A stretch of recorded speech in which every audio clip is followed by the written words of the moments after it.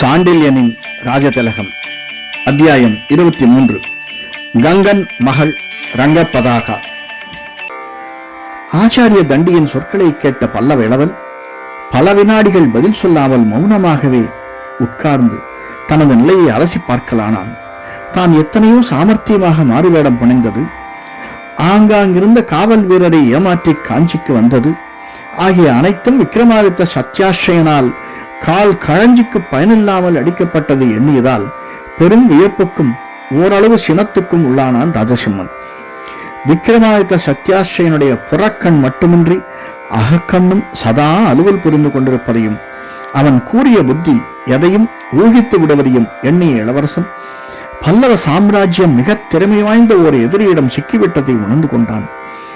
காஞ்சிக்கு தான் வரும் பட்சத்தில் கடிகையிலோ அல்லது ஆச்சாரிய மாளிகையிலோதான் தங்க முடியும் என்பதை எப்படி சாளுக்கிய மன்னன் அறிந்து கொண்டான் என்பதை நினைத்து பார்த்து விடை கிடைக்காததால் அதை பற்றி ஆச்சாரியரையே விளங்கினான். இந்த இரண்டு இடங்களுக்கும் தான் நான் வருவேன் என்பது சாளுக்கிய மன்னனுக்கு எப்படி தெரியும்? ஆச்சாரிய தண்டியின் கண்களில் ஒரு புத்தொளி தெரிந்தது. காரணத்தை மன்னனே சொன்னான் என்று கூறிய தண்டியின் குரலில் விக்ரமாதித்தனை பற்றிய பெருமையும் இருந்தது. என்ன காரணமாம் என்று இளவரசன் ஆவலுடன் கேட்டான். கடிகை பல நாட்டவரும் கல்வி பயிலும் பல்கலைக்கழகம். ஆம், அதில் படை வீரர்கள் யாரும் புகக்கூடாது என்ற கட்டுப்பாடு இருக்கிறது. அது பல்லவர் செய்த கட்டுப்பாடு அல்லவா? ஆம், பல்லவர் செய்த கட்டுப்பாடுதான். பல்லவர் கட்டுப்பாடு ஏற்பாடு எதையும் மீறக்கூடாது என்று விக்ரமாதித்தன் படைகளுக்கு உத்தரவிட்டிருக்கிறான். ஓஹோ, ஆம். இரண்டாவதாக, கடிகையின் தலைமை ஆசிரியரின் மாளிகையிலும் யாரும் புக முடியாது. இதுவும் தந்தையின் ஏற்பாடுதான். விக்ரமாதித்தன் ஏற்பாடும் அதுதான். இளவரசன் பிரமித்து உட்கார்ந்து விட்டான். ஆச்சாரிய தண்டியே மேலும் சொன்னார். ராஜசிம்மா, சாளுக்கியர் படை காஞ்சிக்குள் நுழைந்து இன்று 6வது நாள். இந்த 6 நாட்களில் எந்த சாளுக்கிய வீரனும் இந்த மாளிகைக்குள் வரவில்லை, கடிகைக்குள்ளும் வரவில்லை. ஒருமுறை விக்ரமாதித்தன் மட்டும் இங்கு வந்தான். வருவதற்கு முன்னதாக என்னுடைய அனுமதி கேட்டு ஆள் அனுப்பி பிறகே அவன் வந்தான். வந்தவன் என்னையும் வணங்கி பூஜை அறைக்கு வந்து அம்பிகையும் வணங்கி சென்றான். சாளுக்கியர் படை காஞ்சியில் நுழைந்த மறுநாளில் இருந்து இங்கு பூரண அமைதி நிலவுகிறது. சாளுக்கிய மன்னன் படைகள் பெரும்பாலும் இங்கிருந்து தென்கிழக்கில் 1.5 காத தூரத்தில் உள்ள திரையநேரிக்கு அருகில் தங்கியிருக்கின்றன. அவசியமான ஒரு சிறு பகுதியை உங்கள் படை வீடுகளில் தங்க அனுமதித்திருக்கிறான் சாளுக்கிய மன்னன். மற்றபடி வீரர்கள் வீதியிலும் கோட்டை கொத்தளங்களிலும் நடமாடுகிறார்கள், காவல் புரிகிறார்கள். காஞ்சியின் சாதாரண வாழ்க்கை சிறிதளவும் பாதிக்கப்படவில்லை. இன்னும் சில நாட்களில் விக்ரமாதித்தனை மக்கள் தெய்வம் போல் தொழுதாலும் ஆச்சரியப்படுவதற்கில்லை. இதை கேட்ட ராஜசிம்ம பல்லவன் பெருமூச்செறிந்தான். நுண்ணிய அறிவும் சிறந்த படைபலமும் உள்ள ஓர் எதிரியிடம் காஞ்சி சிக்கியிருப்பதை உணர்ந்ததால் துயரம் அவன் இதயத்தை சூழ்ந்தது. கடைசியாக ஒரு முடிவுக்கு வந்து, அப்படியானால் இந்த மாளிகையை விட்டு வெகு சீக்கிரம் நான் வெளியில் கிளம்ப வேண்டும் என்று கூறவும் செய்தான். நீ இந்த மாளிகையிலிருந்து வெளியில் கால் வைத்த மறுகணம் சிறைப்படுத்தப்படுவாய் என்றார் ஆச்சாரியர். அவர் சொன்னதை ஆமோதிப்பதற்கு அறிகுறியாக தலையை அசைத்தான் பல்லவ இளவல். மீண்டும் பல வினாடிகள் யோசனையில் இறங்கிய பல்லவ இளவலை கேட்டான். வேறு வழியே இல்லை ஆச்சாரியரே. தண்டியின் கண்களில் மீண்டும் புத்துயிர் தெரிகிறது. இருக்கிறது. என்ன வழி? நாளைக்கு சொல்கிறேன், போய் படுத்துக்கொள் என்று சொன்னார். அது என்ன என்பது பற்றி சிறிதாவது கோடி காட்டக்கூடாதா என்று கேட்டான். கோடி காட்டுவதில் பயனில்லை. எனக்கும் ஏதோ ஊகம்தான். நாளை இரவில் சொல்கிறேன், அவசரப்படாதே என்று முடிவாக சொல்லிவிட்ட தண்டி அவனை அழைத்து போக உத்தரவு கொடுக்கும் முறையில் கையால் ஆசீர்வதித்தார். அதற்கு மேல் அவரிடம் பேசி பயனில்லை என்பதை உணர்ந்த பல்லவ இளவன் அவர் அறைக்கு சென்றபின் கிளம்பி வீரபாகவும் யாங்ஷின்னும் இருந்த அறைக்கு வந்து கதவை திறந்து எட்டி பார்த்தான். இருவரும் படுக்காமலே உட்கார்ந்து இருந்ததை கண்டதும், இன்னுமா நீங்கள் உறங்கவில்லை என்று வினவினான். அதற்கு பதில் சொல்ல வீரபாகவே முந்திக் கொண்டான். இவன் உடன் இருக்கும் வரை என்னால் உறங்க முடியாது. ஏன், உன்னை ஏதாவது தொந்தரவு செய்கிறானா இவன் என்று கேட்டான் இளவன். இவன் தொந்தரவு செய்ய வேண்டுமா? வீரபாகுவின் சொற்களில் இகழ்ச்சி தெரிந்தது. தொந்தரவு செய்யாவிட்டால் தூங்கலாமே என்றான் இளவரசன். இவன் கூட இருப்பதே தொந்தரவுதான் என்றான் வீரபாகு.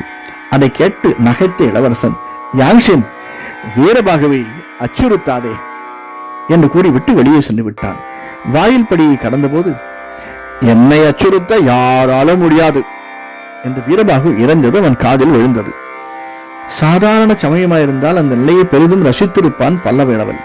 ஆனால் அந்த சமயத்தில் தன் நிலை பற்றியும் பல்லவ அரசை பற்றியும் இருந்த பல எண்ணங்களில் அவன் வீரபாகுவின் கூச்சலை அரைகுறையாக காதில் வாங்கி கொண்டு தனக்கு காட்டப்பட்ட அறைக்கு சென்று அங்கிருந்து சிறு கட்டிலில் படுத்தான். தான் சிற்பி என்று சொன்னதும் அந்த பெண் தனக்கும் ஆச்சாரியருக்கும் மட்டுமே தெரிந்த அந்த அடையாள வார்த்தையை புரிந்து கொண்டு கதவை திறந்ததை எண்ணி பார்த்தான். அதை ஆச்சாரியர் சொல்லிக் கொடுத்திருக்கலாம். ஆனால் என்னை எப்படி அவள் பல்லவ இளவரசன் என்ற அடையாளம் கண்டு கொண்டான்? அதுவும் அதை நேரடியாக சொல்லாமல் ஒரு நாயகமாய் என்ற திருவாய்மொழி பாட்டையே சொன்னாளே, அவளுக்கு தமிழ் அத்தனை பரிச்சயம் எப்படி ஏற்பட்டது?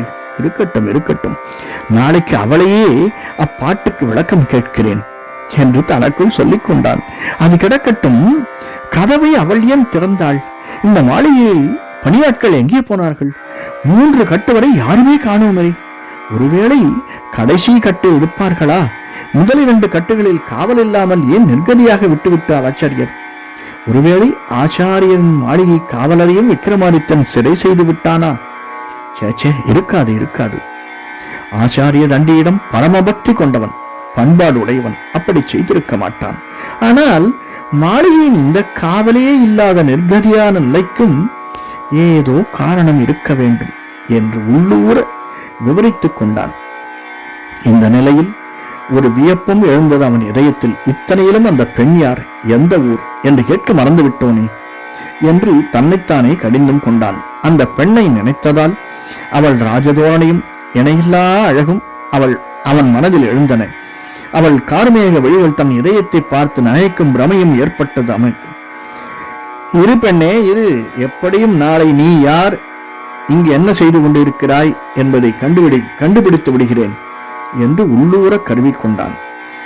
அதே சமயத்தில் மைவெளியும் அவன் மனக்கண்ணில் தோன்றினாள்.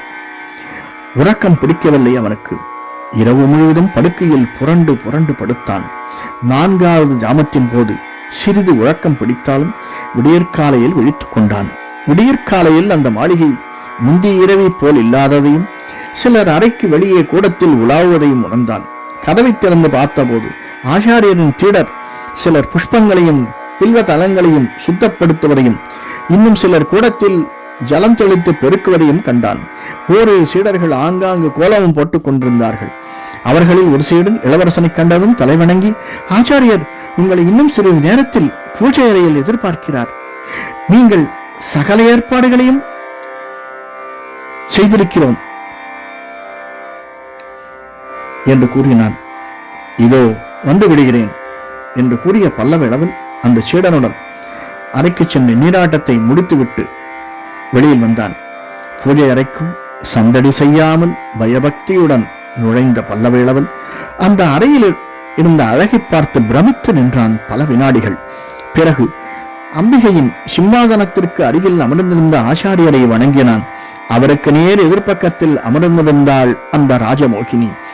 அவள் எதிரில் ஒரு சிக்கு பலகையும் அதன் நடுவில் பெரும் ஓலைச்சுவடி ஒன்றையும் பார்த்தான். அவள் அவனை தலை நிமிர்ந்து கூட பார்க்கவில்லை. சிக்கு பலகையை கவனித்த வண்ணமே இருந்தாள். இளவரசனின் பார்வையை மகாகவி தண்டியும் கவனித்திருக்க வேண்டும். ஆகவே அவர் அவனை ஏறெடுத்து நோக்கி, இவள் யார் என்பதை அறிந்து கொள்ள துடிக்கிறாயா ராஜசிம்மா என்று வினவினார். ஆம், சொல்லக்கூடியதாயிருந்தால் ஆச்சாரியர் சொல்லலாம். பயபக்தியுடன் வந்தது ராஜசிம்மனின் பதில். தண்டியின் பதிலும் தங்கு தடையின்றி வந்தது. அம்பிகையின் சன்னிதானத்தில் எந்த ரகசியத்துக்கும் இடமில்லை ராஜசிம்மா. ஆகவே அறிந்து கொள், இவள் உன் எதிரியின் மகள். எதிரியின் மகளா?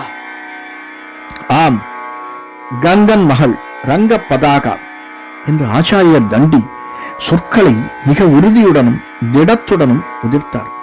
ரங்கபதாகா தேவி, ரங்கபதாகா தேவி என்று சொற்களை இளவரசன் இதயம் முணுமுணுத்தே ஒழிய உதடுகள் முணுமுணுக்கவில்லை. சொற்களை உதிர்க்கும் சக்தியை அவை இழந்து விட்டதால் பல்லவ இளவலின் உணர்ச்சிகள் பெரிதும் வெள்ளமாய் பெருக்கெடுத்து அவன் சித்தத்தை ஒலுக்கின. எத்தனை அசந்தர்ப்பத்தில் விபரீதத்தில் சிக்கிக் கொண்டு விட்டேன் என்னை நினைத்து நினைத்து திணறினான் அவன். விதி இப்படையா விளையாட வேண்டும் என்னிடம் என்ற விதியையும் நொந்து கொண்டு கண்களை இறுக மூடிக்கொண்டான். நன்றி. இந்த காணொலி பிடிச்சிருந்தேன்னா லைக் பண்ணுங்கள், சப்ஸ்கிரைப் பண்ணுங்கள், ஷேர் பண்ணுங்கள். வணக்கம்.